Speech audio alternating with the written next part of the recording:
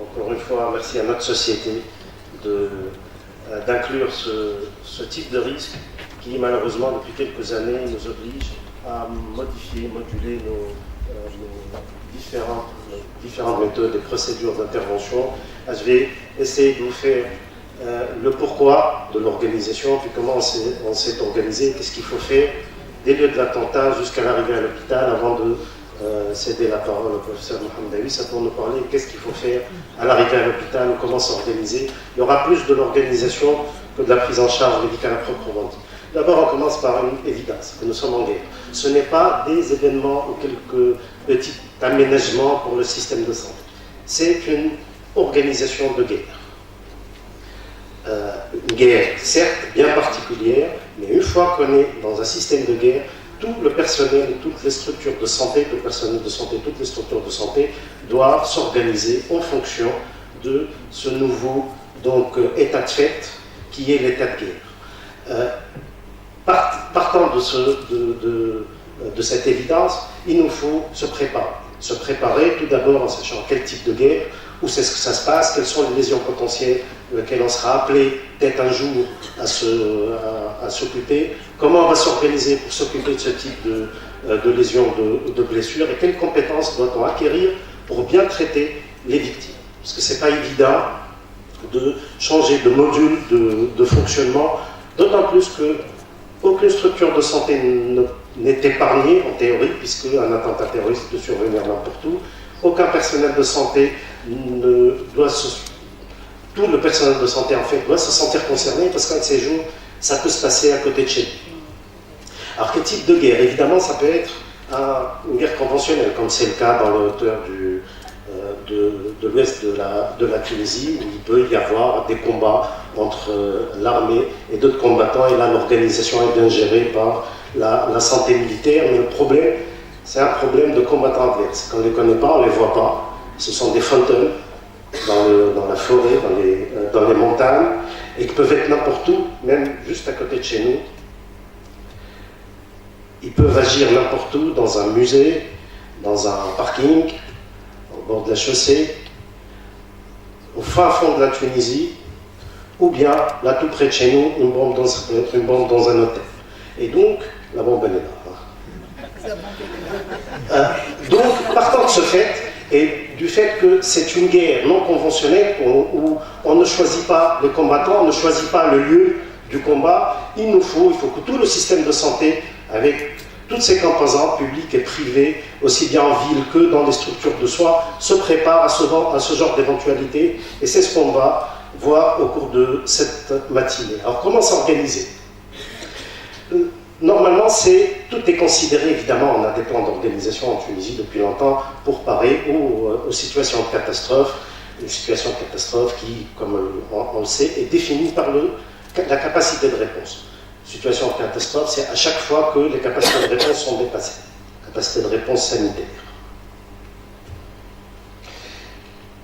Comment on va se préparer? Évidemment, il y a toute une démarche. Avant la survenue de la catastrophe, c'est une étape d'identification, de prévention de risque, de gestion de risque, c'est ce qu'on est en train de faire aujourd'hui. Au cours de la survenue au cours de la catastrophe, c'est un devoir de participation, il faut organiser les différents secours, et après, il faut assurer la période de réhabilitation et de reconstruction.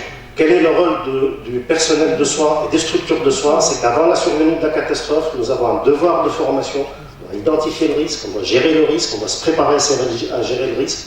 Au cours de la catastrophe, quand elle survient, il y a un devoir de participation, il faut participer aux opérations de secours et au traitement des victimes, et après il y a un devoir d'anticipation, il faut anticiper donc la réhabilitation et la reconstruction aussi bien, si j'ose dire, physique que psychologique. Alors comment le personnel de santé doit se préparer à la gestion de ce risque? Tout d'abord, quand survient un attentat, ce n'est pas le fait d'aller tous à l'AUSA et participer chacun comme il peut. Non, le terme de bénévolat est mal adapté, puisque c'est une situation qui est préparée et qui doit être organisée. Il n'y a pas de place à l'improvisation. Il y a un cadre législatif qui régit toute l'opération de secours. Il y a une chaîne de décision extrêmement rigide, et puis il y a une responsabilité médico-légale à chaque fois qu'on touche à une victime. C'est ce qui s'est passé au cours de la révolution de 2011, où il y a eu des médecins et des personnels de soins qui ont été rattrapés par des problèmes médico-légaux longtemps après les événements, alors qu'ils croyaient bien faire et participer de façon bénévole et répondant à l'appel de leur métier noble. Ils ont été rattrapés par beaucoup de problèmes médico-légaux parce qu'il y a un cadre législatif à respecter.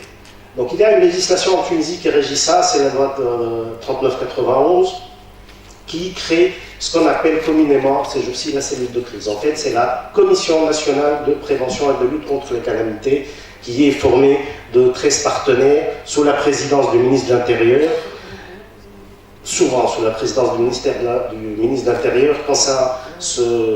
Quand il y a l'armée qui intervient, c'est le chef du gouvernement qui préside la Commission nationale de gestion donc, de crise. Cette organisation se décline dans les régions en commission régionale de prévention et de lutte contre les calamités. C'est-à-dire quand il y a une catastrophe au niveau d'une région, c'est le comité régional, la commission régionale, sous la présidence du gouverneur. Et par la force de la loi, c'est le gouverneur qui décide de tout. C'est lui qui a le pouvoir exécutif absolu dans cette région-là quand la situation de crise y est et quand la commission régionale se réunit. Donc pour les gens qui sont dans les régions, lorsqu'il y a une catastrophe, un attentat dans une région, c'est le gouverneur qui est habilité, qui est le seul habilité à tout faire, même s'il y a des ministres qui descendent, tout de suite après, évidemment, c'est différent quand c'est le ministre de l'Intérieur ou le chef du gouvernement, mais sur le plan décisionnel, c'est le gouverneur qui gère toute la situation.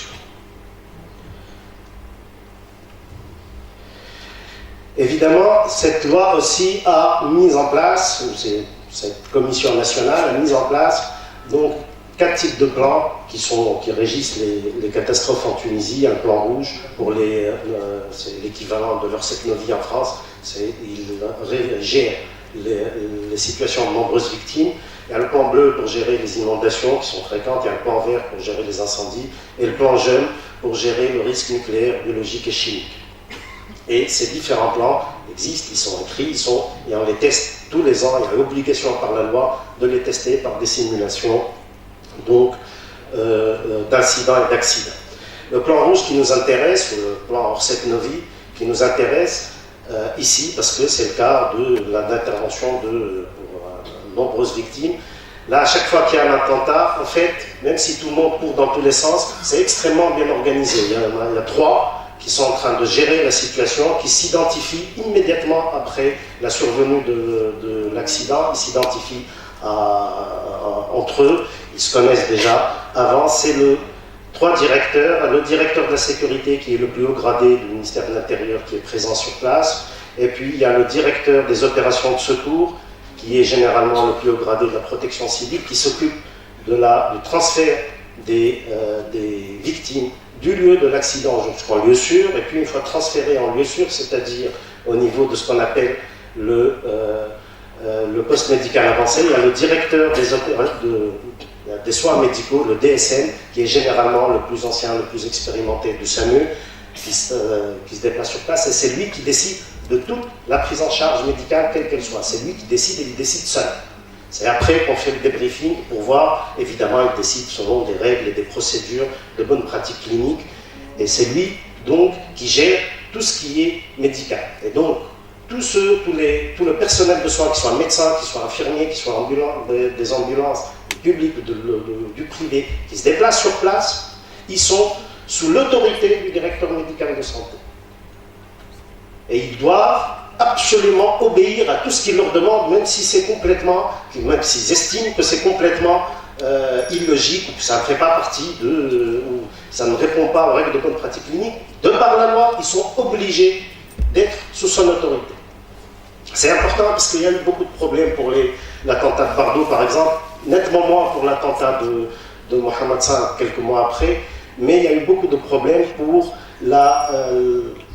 le pistage des victimes qui ont été transférées vers les hôpitaux, vers les cliniques privées.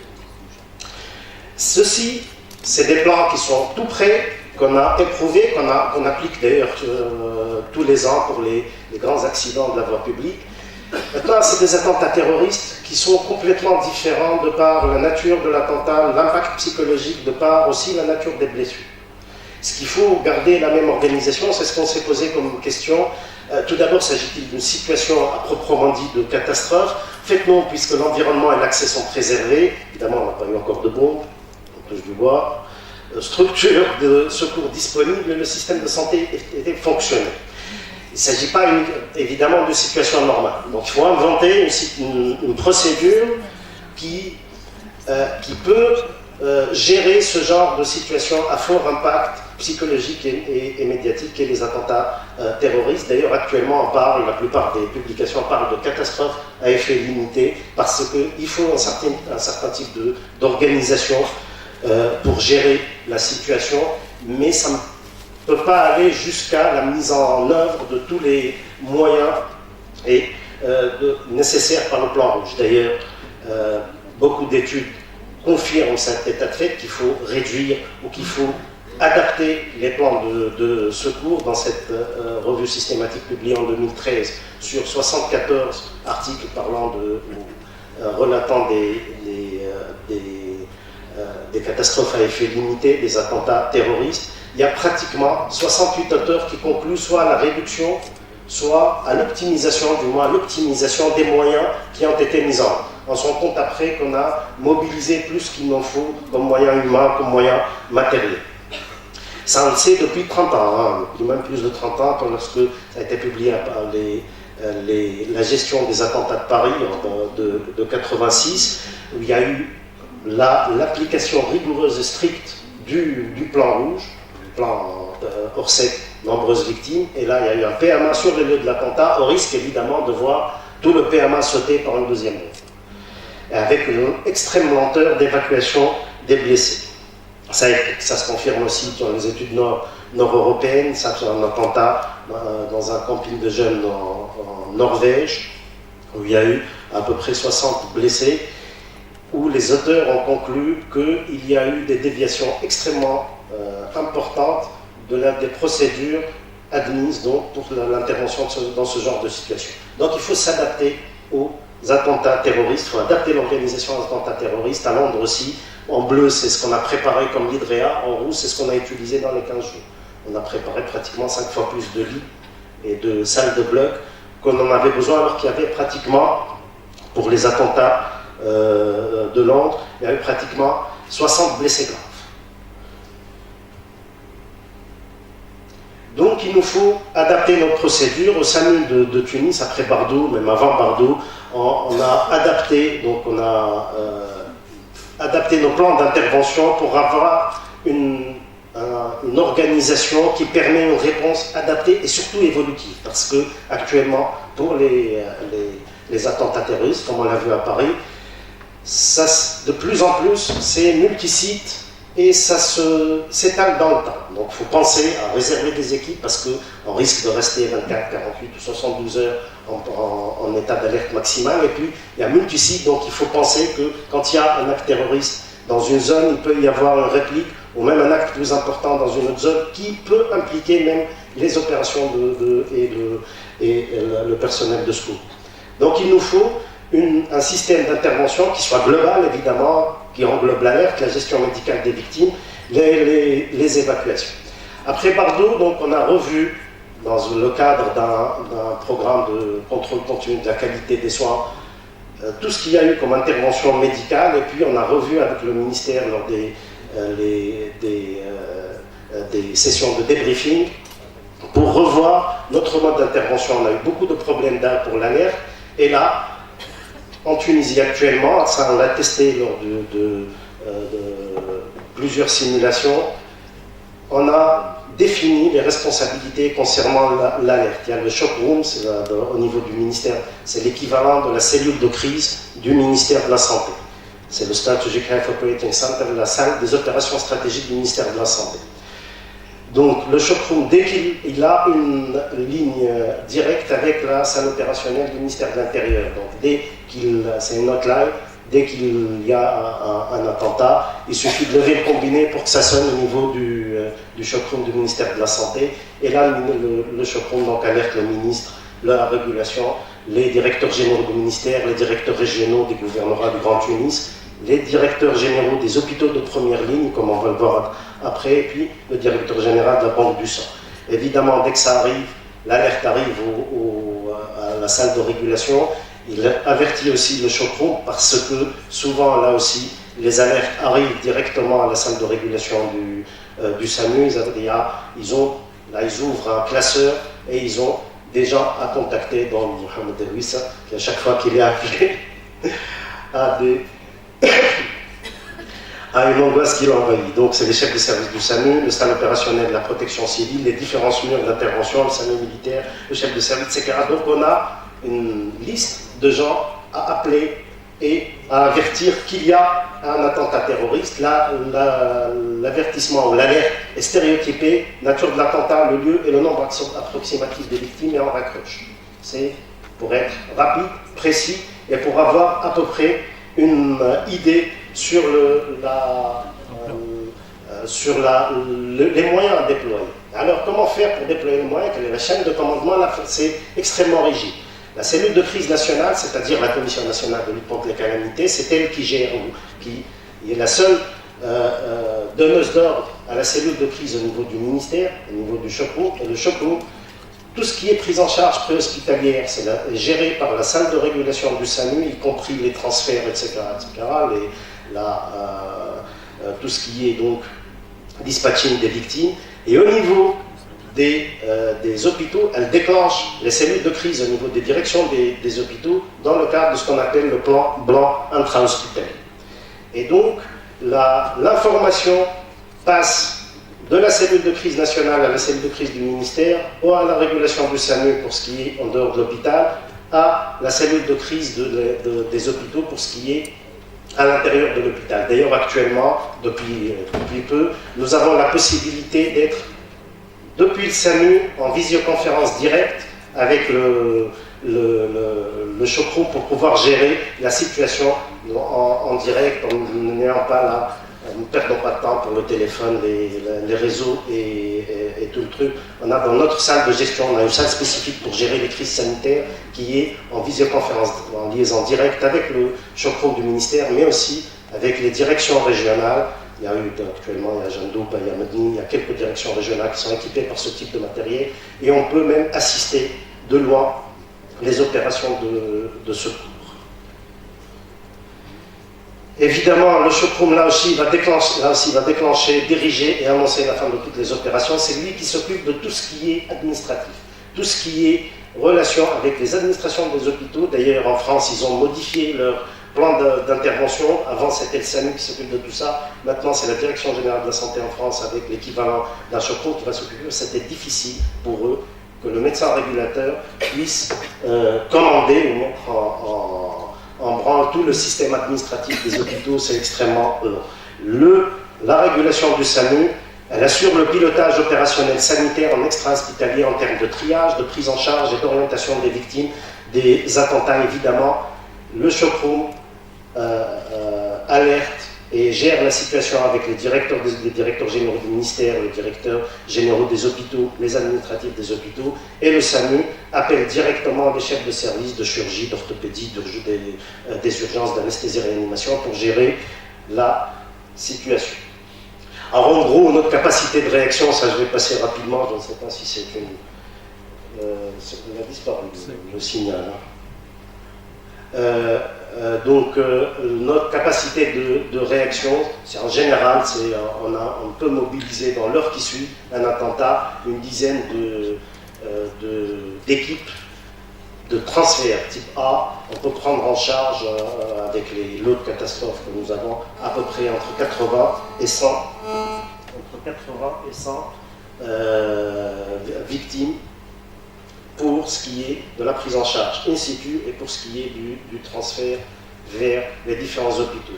Capacité de réaction des hôpitaux de première ligne, là aussi, en fonction des salles de bloc disponibles, je passe rapidement parce que ce n'est pas des choses à montrer en fait, mais on peut, en gros, globalement, on peut prendre en charge des dizaines de victimes dans l'heure qui suit un attentat terroriste à Tunis. On peut même aller jusqu'à plusieurs centaines. Tenons compte évidemment, ça, on est dans le Grand Tunis, qu'il y a 9 hôpitaux généraux dans le Grand Tunis, et qu'il y a plein de cliniques privées, donc on peut prendre en charge ce genre de situation, ce genre de blessés. Donc quelles sont les lésions potentielles? Oui, allez rapidement. Oui. Quelles sont les lésions potentielles qu'on aura à traiter pour pouvoir s'adapter à ce genre? Évidemment, c'est des armes de guerre. Ce sont des blessés en milieu urbain avec des armes de guerre. Et les armes de guerre, c'est des blessés de guerre. Et donc, il faut adapter tout le système sanitaire civil à prendre en charge des blessures de guerre, voire même de prendre en charge des intoxications par des armes chimiques. En fait, il n'y a pas de secret, je vais passer rapidement. Plus de 9 malades sur 2 victimes sur 10 meurent par hémorragie. Il n'y a pas de secret. Si c'est, il faut rapidement arrêter le saignement. Et donc, ce n'est pas le genre de malade à prendre en charge tranquillement, en dehors, dans un PMA, etc., comme c'est le cas pour les accidents de la voie publique. Il faut avoir une équipe chirurgicale capable de faire dans la demi-heure une hémostase. D'ailleurs, un malade sur 5, une victime sur 5, pour les blessures de guerre, une victime sur 5 nous laisse une demi-heure avant de mourir. Et donc on doit intervenir dans la demi-heure, emmener le malade, le ramener à une équipe chirurgicale capable de faire une hémostase pour espérer le sauver. Et là, dans les différents travaux publiés sur les interventions américaines en Irak ou en Afghanistan, tous concluent que la 5e victime est toujours celle qu'on aurait pu sauver, qu'on aurait dû sauver. Et donc il faut s'organiser pour pouvoir sauver cette 5e victime qui saigne et qui nous laisse une demi-heure, qui a l'élégance de nous laisser une demi-heure ou une heure pour pouvoir intervenir. Et c'est pour cette raison que le circuit primaire de soins qu'on a organisé met en jeu donc des hôpitaux de première ligne capables de gérer ce genre de situation, et on peut gérer actuellement une dizaine, entre 10 et 15 blessés en même temps pour une chirurgie d'hémostase dans la demi-heure qui suit, c'est-à-dire les hôpitaux de Charles-Nicolas, Rabat, Marsa, etc. Quand c'est dépassé, on met en jeu les hôpitaux de recours, c'est-à-dire les hôpitaux qui ont un bloc opératoire et qui peuvent faire une chirurgie d'hémostase, même s'ils n'ont pas l'habitude de le faire. Et puis les cliniques privées, évidemment, puisque on les met avec les hôpitaux de recours, puisque entre-temps, on peut gérer ce qu'on appelle les chirurgiens, les anesthésistes, qui interviennent ou qui se proposent pour intervenir dans ce genre de situation. Quelles compétences acquérir? Là, je vais aller vite pour ne pas frustrer mon président de séance. Évidemment, il faut avoir des bases de triage parce qu'on peut se retrouver le lendemain avec un attentat terroriste à côté de chez soi. Donc, il faut avoir la notion de triage rapide, le START, Simple Triage and Rapid Treatment, pour pouvoir classer les malades en choqués, pas choqués, et pour pouvoir intervenir rapidement. L'intervention, aussi bien pour la chirurgie que pour la réanimation, doit être en mode damage control. C'est important parce qu'on a perdu beaucoup de malades, parce qu'on les a laissés au bloc on les a opérés pendant 5, 6, 7 heures de temps, alors qu'on sait très bien que si on fait ça, ils meurent après. Et ils meurent tous, et ils sont tous morts, à plus ou moins longue échelle. Ce qu'il faut faire, c'est les réanimer en damage control, c'est-à-dire assurer le réchauffement, une réanimation hypotensive, le contrôle des voies aériennes, une hémostase externe, et les ramener rapidement dans un bloc opératoire. Dans un bloc opératoire, arrêter le saignement, sortir le malade. Arrêter le saignement et sortir le malade, même s'il n'y a pas de malade derrière, parce qu'il peut y avoir déjà des victimes derrière, et parce que dès qu'on se dit, tiens, on va le traiter le malade, et on va montrer notre virtuosité chirurgicale, et on va commencer à travailler, et là c'est l'hypothermie, c'est les troubles de l'hémostase, et c'est l'acidose et c'est la mort assurée. C'est pas moi qui dis ça, puisque ça c'est la spirale de damage control qui se met en branle à chaque fois que la température baisse. Là on le sait, c'est en 2010, au-dessous de 32, tous meurent. Tous, ils meurent. Or, tous nos victimes qu'on a emmenées dans les hôpitaux pour se faire opérer pendant 5 heures étaient à 31 et 30 de température. Et ça, on le sait depuis 30 ans. Et pourtant, on continue à opérer les malades depuis 87. Puisque, comme vous le voyez, inférieur à 32, c'est 100% de mortalité pour ce genre de blessures de guerre. Et pourtant, on continue à les opérer, à faire dans la virtuosité. Le remplissage vasculaire, il ne faut pas se casser la tête. C'est une réanimation hypotensive, puisque toutes les études l'ont montré, plus on monte la pression, plus il meurt. Et donc, il faut faire vite, donner des vasoconstricteurs pour maintenir une pression artérielle si j'ose dire, le minimum vital, et les ramener pour arrêter le saignement le plus rapidement possible. Évidemment, gérer les voies aériennes supérieures par l'intubation. Donc rapidement, voie aérienne supérieure, gérer le saignement, arrêter un saignement externe, remonter un petit peu la tension, le ramener dans un bloc opératoire pour se contenter d'arrêter le saignement, ça permet de sauver les victimes. Et là, avant le damage control et après le damage control, pour toutes les études qui se sont occupées de ça, on montre une baisse très importante, draconienne de la mortalité. D'ailleurs, en Irak, on a montré avec rien qu'avec le garrot tactique, on passe d'une mortalité de 23% à une mortalité de 3%. On se contente au point qu'actuellement en France, les unités d'intervention du GIGN ou du BIR, ils ont un médecin et un infirmier avec eux, avec des garrots, avec des voies veineuses et avec de l'éphédrine ou de l'adrénaline. Donc ils arrêtent le saignement et ils passent. Ils arrivent à sauver beaucoup de malades. Et donc, pour conclure, la guerre en y est. Il faut s'organiser, donc c'est ce qu'on a fait. On est en train de revoir tous nos plans pour avoir un plan blanc élargi, incluant le pré, l'intra-hospitalier, comme on va le voir. Il faut acquérir des compétences. Il faut que nous, médecins, personnel de soins, techniciens, infirmiers ou autres, faisons en sorte d'acquérir tout ce qui est formation en termes de triage, en termes de prise en charge, en mode damage control. Il faut s'entraîner par des simulations d'ailleurs qui sont obligatoires de par la loi, et c'est pour cette raison qu'on fait des formations un peu partout, là au SAMU avec le CICR, dans les régions, pour les former, et puis des simulations comme celle de la semaine dernière, des fois des simulations de grande ampleur, comme c'était le cas la semaine dernière, à l'aéroport Tunis-Carthage, où on a mis en place, là, on a revu tout le système d'organisation du Grand Tunis. Et je vous remercie.